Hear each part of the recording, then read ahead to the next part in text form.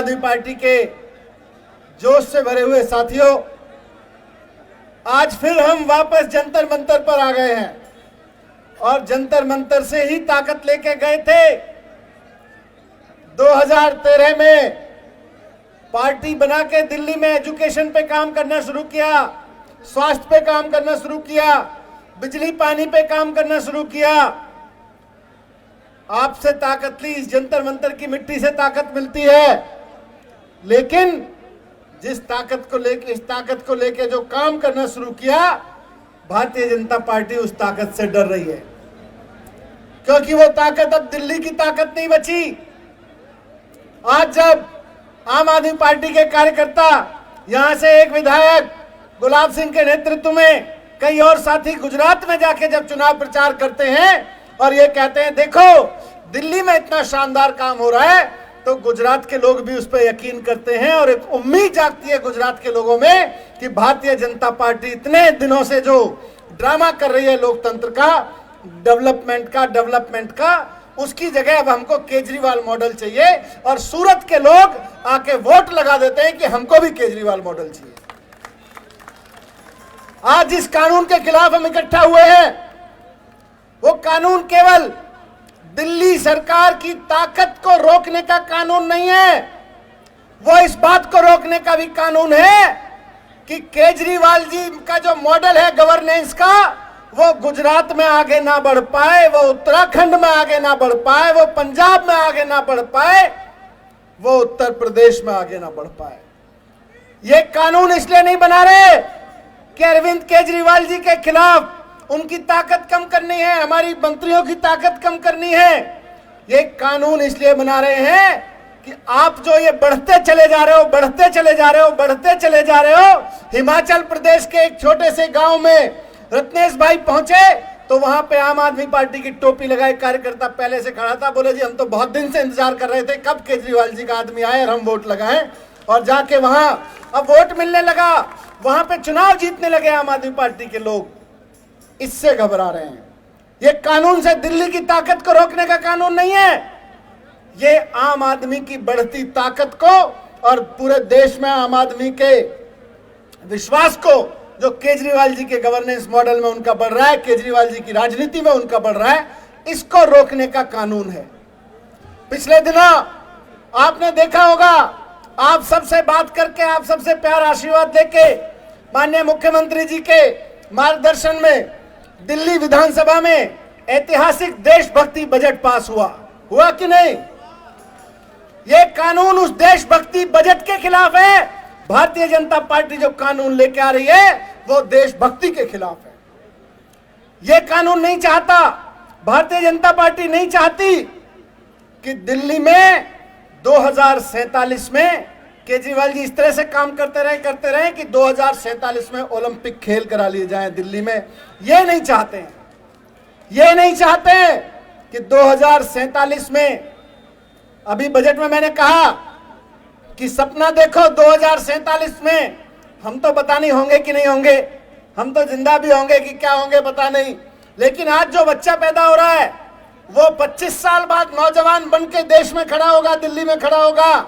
हमने कहा सपना देखो और उस पर काम करना शुरू करते हैं कि आज जो बच्चा 1 साल का, 2 साल का, 3 साल का है, 25 साल बाद वो नौजवान बन के खड़ा हो, दिल्ली की युवा शक्ति बन के खड़ा हो, तो उसकी इनकम सिंगापुर के में बैठे हुए उसके नौजवान की इनकम के बराबर होनी चाहिए। ये भारतीय जनता पार्टी नहीं चाहती है कि आज से 25 साल बाद भी सिंगापुर जैसी इनकम हमारे नौजवानों की हो। ये इसके खिलाफ कानून लेके आए। ये जो कानून लेके आए हैं, ये नहीं चाहते हैं कि हमारे बच्चे पढ़ें आगे, ये नहीं चाहते हैं कि हमारे अस्पताल ठीक से काम करें। जो महिलाओं के लिए आज इतने साल हो गए, 75 साल हो गए देश की आजादी को, 75 साल में महिलाओं को अलग से मोहल्ला क्लिनिक बनाने का कहीं नहीं सोचा गया, कोई प्राइमरी हेल्थ सेंटर बनाने का नहीं सोचा गया। केजरीवाल जी सोचते हैं कि महिलाओं के लिए अलग से मोहल्ला क्लिनिक बनाए जाए। ये जो कानून ला रहे हैं, ये महिला मोहल्ला क्लिनिक को रुकवाने का कानून है, क्योंकि इनको पता है कि केजरीवाल जी जो कहते हैं वो करके दिखाते हैं। अगर केजरीवाल जी ने कहा है कि महिलाओं के लिए 100 अलग से क्लिनिक बनेंगे तो ये करके दिखाएंगे। इन्होंने कहा है कि 2047 में ओलंपिक दिल्ली में होंगे तो ये करके दिखाएंगे। इन्होंने कहा है कि 2047 में हर एक नौजवान की आय, उसकी इनकम सिंगापुर के नौजवान के इनकम के बराबर होनी चाहिए, तो ये करके दिखाएंगे।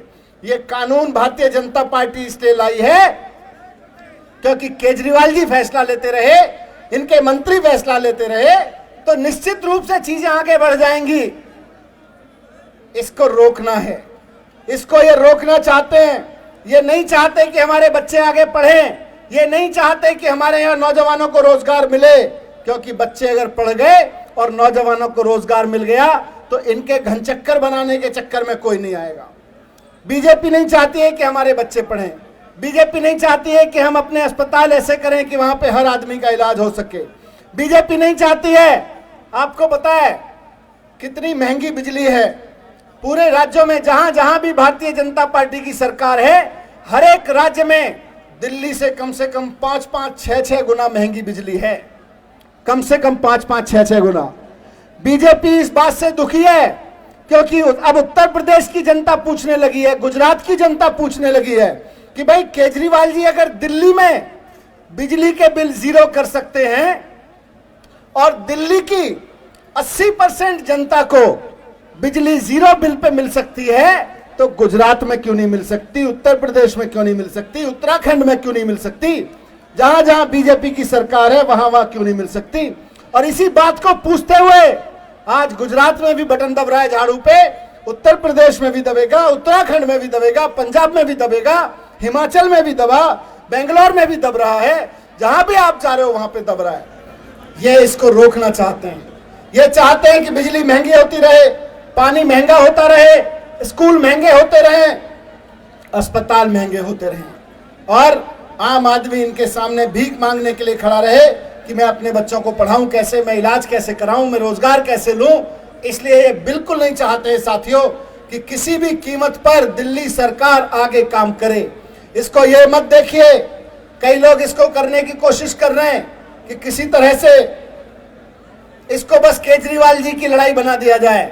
ये लड़ाई केजरीवाल जी की नहीं है, ये आम दिल्ली वाले की लड़ाई है, ये आम हिंदुस्तानी की लड़ाई है। आम हिंदुस्तानी के हाथ कमजोर किए जा रहे हैं कि जब वो बटन दबा के आए वोट पे, वो सरकार चुन के आए, तो उसकी चुनी हुई सरकार कुछ ना कर सके और एलजी साहब 6-6 महीने तक फाइल लेके बैठे रहे। ये इसके लिए किए जा रहे हैं। तो मैं आप सबके सामने यही रखने आया था। हमारे मुख्यमंत्री जी हमारे बीच में हैं, अपनी बात रखेंगे। मैं समझता हूं कि थोड़ी देर एक बार माहौल बना दें उनके लिए। भारत माता की, बीजेपी वाले काले कानून वापस लो, वापस लो। जोर से, ऐसे नहीं, देश की संसद दूर नहीं है, जोर से चिल्लाओगे तो आवाज पहुंच जाएगी। काले कानून वापस लो, काले कानून वापस लो।